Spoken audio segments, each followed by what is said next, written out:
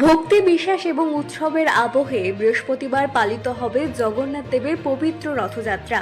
এই উৎসবকে ঘিরে ত্রিপুরার ঊনকোটি জেলায় কুমারঘাট মহকুমার জুড়ে চলছে জোর প্রস্তুতি।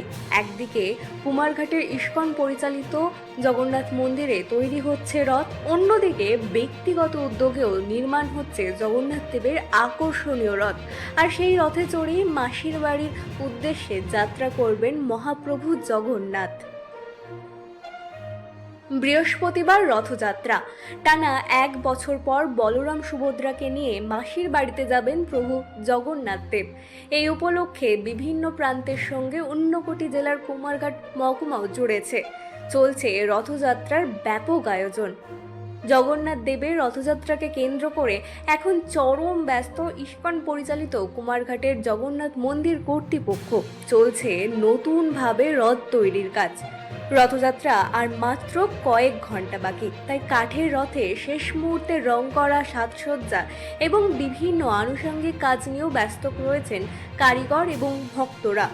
সরকারি নির্দেশিকা মেনেই প্রায় 12 ফুট উচ্চতায় নির্মিত হচ্ছে রথ। রথযাত্রার দিন মহাপ্রভুর যাত্রা সুষ্ঠুভাবে সম্পন্ন করতে সব ধরনের প্রস্তুতি প্রায় শেষ পর্যায়ে। এ বিষয়ে কুমারঘাট জগন্নাথ মন্দিরের প্রভু উত্তম কৃষ্ণ দাস জানান, প্রতি বছরের মতো এবছরও কুমারঘাট ইস্কন মন্দিরের তরফে আয়োজন করা হয়েছিল রথযাত্রার। সেই মতো চলছে নতুনভাবে রথ তৈরির কাজ।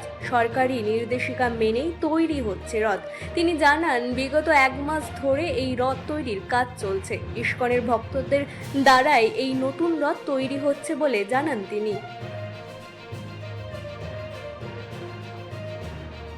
অন্যদিকে ফটিকরায়ের রাজনগর গ্রামেও ব্যক্তিগত উদ্যোগে চলছে রথ তৈরির কাজ।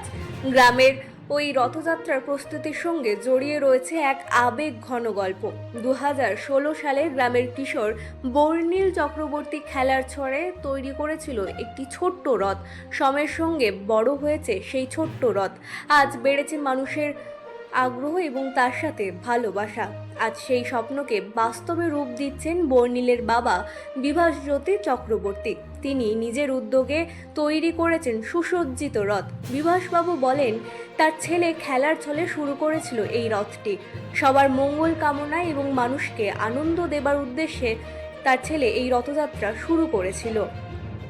এবার 10ম বর্ষ ছুঁয়েছে তার এই রথ। তিনি বলেন, গ্রামের সমস্ত মহিলা এবং শিশুরা মিলে টেনে নিয়ে যায় এই রথটিকে।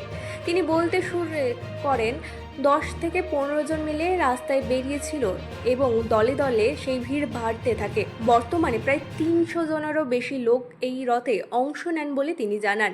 তিনি বলেন, প্রতি বছর নতুনভাবে সাজিয়ে তোলা হয় এই রথটিকে। রথযাত্রার 20 থেকে 25 দিন আগে শুরু করা হয় এর কাজ। তখন শুরু করা হয় মূল কাঠামো। পরবর্তীতে এলাকার যুবক এবং শিশুরা মিলে হাত লাগায় সাজসজ্জার কাজে। তিনি বলেন, বিগত 9 বছর ধরে নিজের খরচেই এই রথ তৈরি করে আসছেন তিনি। এবছর রথের আকৃতি বড় হওয়ায় বেড়েছে খরচ। ফলে এবছর খরচ মেটাতে গিয়ে আশেপাশের মানুষও তাকে সাহায্য করেছে বলে তিনি জানান।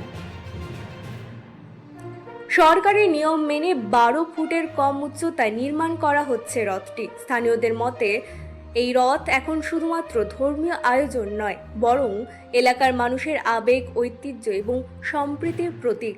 তাই প্রতি বছরের মতো এবারও এই রথকে ঘিরে ব্যাপক উৎসাহ এবং উদ্দীপনা দেখা যাবে বলে আশাবাদী উদ্যোক্তারা। এক কথায়, আসন্ন রথযাত্রা জগন্নাথ দেবকে রথে চড়িয়ে মাসির বাড়িতে নিয়ে যেতে মন্দির কমিটি থেকে শুরু করে ব্যক্তিগত উদ্যোগেও তৈরি হওয়া এই রথ এখন চলছে শেষ তুলির টান। ব্যুরো রিপোর্ট, রাত-দিন নিউজ নেটওয়ার্ক। আমাদের ইসকন থেকে রথযাত্রা আয়োজন করা হয়েছে। প্রতি বছরই আমাদের এই রথটা হয়। তবে এবার সুন্দরভাবে নতুন রথ তৈরির কাজ চলছে। আমাদের রথটা এবার নতুন তৈরি হচ্ছে, পুরোটাই কাঠের। 12 ফিট হাইট, লম্বায় 13 ফিট। আহ, সেই জন্য আমাদের সবকিছু সরকারি নিয়ম মেনেই আমাদের রথটা তৈরির প্রস্তুতি চলছে। আমাদের এটা মোটামুটি 1 মাস থেকে চলছে। অন্য শ্রমিক বলতে আমাদের রথ তৈরির আমাদের ভক্তদের মধ্যে আছেন তারা করছেন এবং তাদেরকে আমাদের অর্থ প্রদান আজ থেকে প্রায় 10 বছর আগে আমার ছেলে খেলার ছলেই রথটা শুরু করেছিল। পরবর্তী সময়ে আমি দেখেছি যে তার ভাব ভক্তি আছে ঠাকুরের প্রতি, এবং তাকে আমি প্রশ্ন করেছিলাম যে কেন তুমি রথ করতে চাইছো বছরে বছরে? তখন সে বলছিল যে সবার মঙ্গল হোক আর আমরা সবাই মিলে আনন্দ করি এই জন্য। তো এই উদ্দেশ্য নিয়েই আমার এই রথের পথ চলা শুরু হয়েছিল। এবছর এটা 10 বার হচ্ছে, মানে 10ম রথ হচ্ছে। আর সবাই মিলে এখানে বিশেষ করে আমাদের মহিলারা এবং ছোট ছোট শিশুরাই রথটাকে টেনে নিয়ে যায় এবং ঘুরে আবার এইখানে চলে আসে। ছেলেরা যারা থাকে, যারা ইয়াং থাকে, এরা খুব সাহায্য করে এটাকে কন্ট্রোল করার জন্য।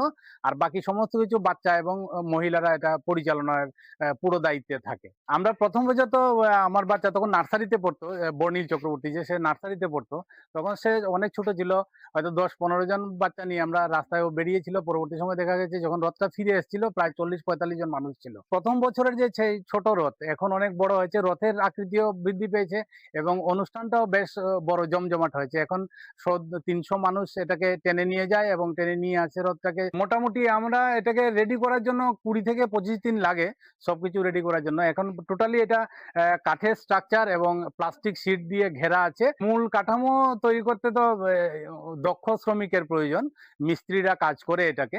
আর বাকি আমার আশেপাশে, আমার বাড়ির আশেপাশে যে ইয়াং ছেলেরা আছে, ছোট ছোট ছেলেরা আছে, সবাই এসে এটাকে হাত লাগায়। গত 9 বছর আমি আমার ব্যক্তিগত খরচে এটা করেছি।